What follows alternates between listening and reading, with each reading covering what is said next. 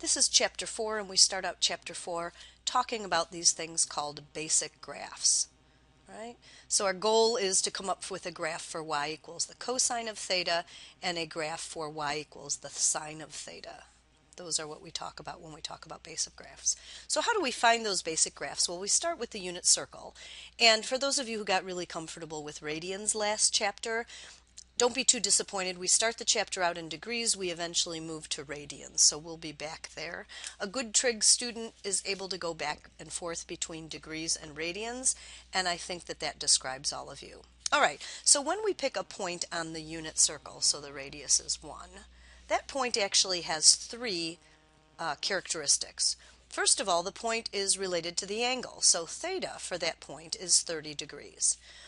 Likewise, the x value of the point is the cosine of the angle, and for this we know that's root 3 over 2.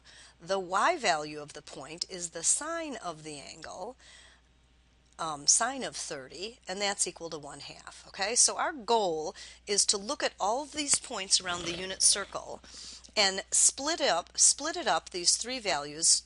First theta with the x values, and then theta with the y values, and when we're done we'll have basic graphs for those. Alright, here we go. Let's start with y equals cosine theta. So what we're going to do is look at the table of values, and we're only going to look at theta and the cosine of theta. So we're going to look at, to start out, angles only in the first quadrant, and then do what we know about reference angles and values in other quadrants, and we'll go ahead and finish the graph. Okay, so we know from our exact values that at 0 the cosine is 1, at 30 root 3 over 2, which is approximately 0.9, 45 is 1 over root 2, which is approximately 0.7, 60 is exactly 1/2, which is 0.5, and 90 is 0. Okay, we're going to take a shortcut and we're going to jump just to the other corners. So we're going to say the 180, the 270, and the 360. So what happens is that 180, we get to -1 for the cosine, then we have 0 for 270, and then back to 1 for 360. So here's our graph of y equals cosine of x. So the first thing we know, we're on the y-axis, right? These are the cosine values, and that the cosine values get as big as 1 and as small as -1.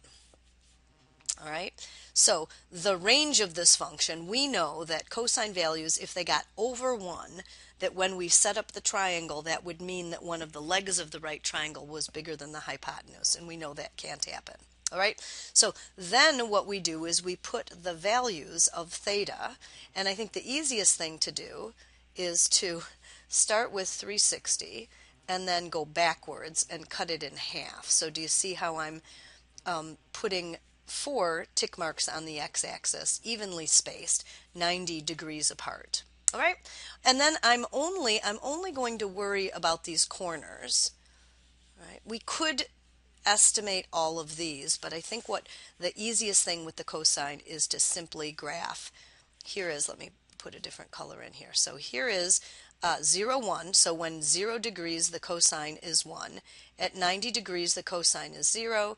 At 180, the cosine is -1, 270, 0, and back to 360. All right, and then the last thing we do is we just draw a smooth curve.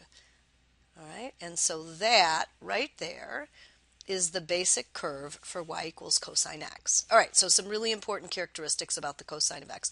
We already talked about the range, and the range goes from -1 to 1.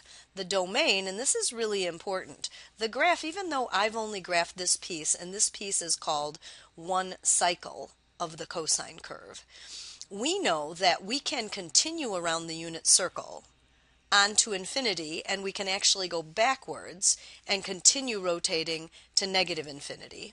And so the domain turns out to be -infinity to infinity, even though one cycle only travels from 0 to 360 degrees. Does that make sense? With the cosine curve, we have a fancy word called the amplitude.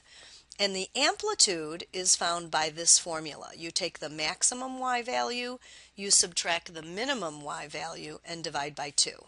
All right, so the maximum y is 1, we subtract -1, divide by 2, and the amplitude of this function is 1.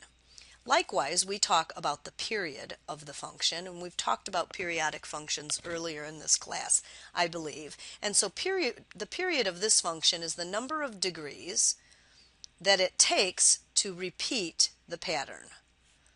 All right, and so for y equals cosine x, the period is 360. Okay, does that make sense? All right, great. Let's see how we're doing on time. Ooh, I got to speed it up just a little bit. So now what we're going to do is the same thing to find a graph of y equals sine of x, right? So using the table of values, and let me change that to theta, it just seems to make much more sense for me to do that. Did I do that here as well? Yeah, I called it theta. Great. And so for the sine, the values, when theta is 0 degrees, the sine is 0. At 90 degrees, the sine is 1. 180 goes back to 0. 270 is -1, and 360 is back to 0. So when we graph this, we have the same range. We go from -1 to 1.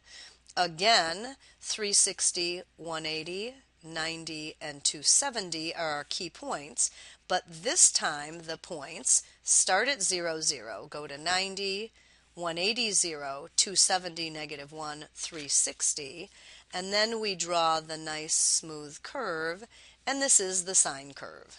All right, so this is y equals the sine of theta. It too has a domain of -infinity to infinity. These are important things you'll be asked about. The range, like the cosine, -1 to 1. Okay. The amplitude, same, right, is 1, and the period is 360. All right. So those are the key parts of this. All right. When we get back together again, we're going to introduce the tangent graph.